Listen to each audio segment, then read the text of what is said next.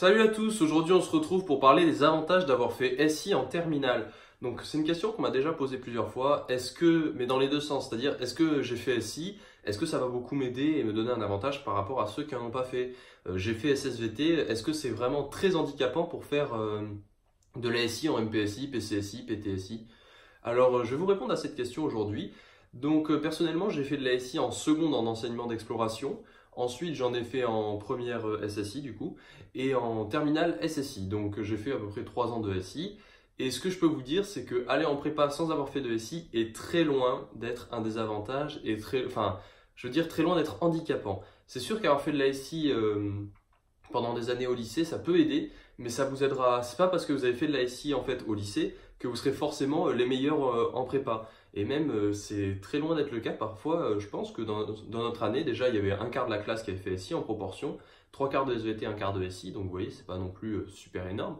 Et je pense que ceux qui réussissaient le mieux, c'était des gens qui venaient de SSVT. Alors, ça veut pas dire que si tu viens de SSI, tu pars avec un désavantage, sinon ce serait illogique. Genre, fais de la SVT pour être bon en SI. Enfin, ça n'a pas de sens. Mais je veux dire que c'est une nouvelle approche en fait. Ceux qui font SI verront peut-être de quoi je parle. Vous voyez, en SI, le programme, c'est pas qu'il n'y a pas de programme loin de là, mais je veux dire, vous savez, c'est un peu vaste le programme. Genre, quand vous avez un sujet, quand vous arrivez devant un sujet de 4 heures de SI, vous n'êtes pas là comme vous pouviez faire avant en SVT à vous dire, bah, ça peut tomber sur tel chapitre, tel chapitre, tel chapitre, tel chapitre, tel chapitre. La SI, ça vous demande beaucoup plus, on va dire, d'adaptabilité et de réflexion et de libre arbitre entre guillemets, parce que après j'ai arrêté la SVT en seconde, mais de mémoire ce que c'était tu connais tes cours, tu apprends ton cours, tu le récites et ça se passera bien.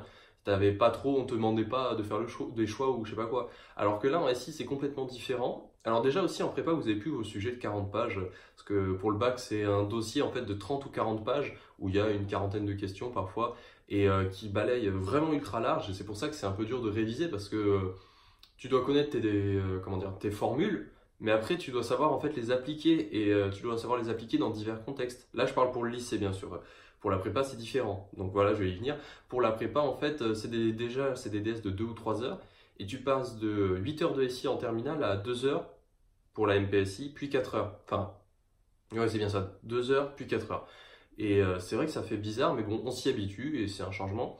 Et en fait, avoir fait de la SI en terminale, ça va te permettre en fait de te dire ah bah ça je l'ai déjà vu un peu, ça je l'ai déjà vu. Par exemple, pour vous donner un truc, tout ce qui est liaison pivot, pivot glissant, hélicoïdal, rotule et tout, bah ça on le refait en prépa et quand on est arrivé dessus, bah je sais que j'en avais déjà fait un peu, donc je me sentais un peu plus à l'aise que sur d'autres chapitres. Après il y a des chapitres comme le tout premier de l'année où j'ai eu des très mauvaises notes qu'on n'avait jamais fait et j'ai pas réussi à bien réussir.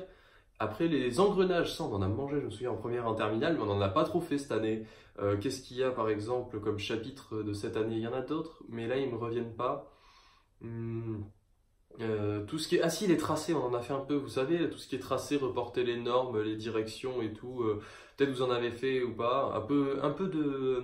Bah, c'est les engrenages Willis, mais en fait on a eu un DS pour démontrer la formule... Enfin, pas démontrer la formule de Willis, mais... En gros, avec la formule de Willis, tu savais déjà, si tu la connaissais déjà, tu savais déjà si ton résultat final était juste après une succession de questions. Donc tu vois, c'est des petits avantages comme ça que tu peux avoir, te dire ah ouais, je me souviens, c'est roue menante sur roue menée, donc tu vérifies, clac clac, et tu arrives à ta dernière question, tu vérifies, tu fais bah ok, je me suis pas planté sur les questions d'avant. Et alors qu'en SVT, bah, ils n'auront pas le recul de se dire bah j'ai vu la formule de Willis avant. Alors voilà, si je devais faire un bilan de tout ce que je viens de dire un peu là, c'est peut-être un peu flou, je sais pas trop, je m'en rends pas trop compte, mais on va dire que avoir fait SI en terminale et en première, ça t'aide pour la réflexion et on va dire la logique SI, pour ceux qui verront ce que je veux dire. C'est parfois la logique de raisonnement ou comment les questions t'amènent pour arriver à la suivante et tout.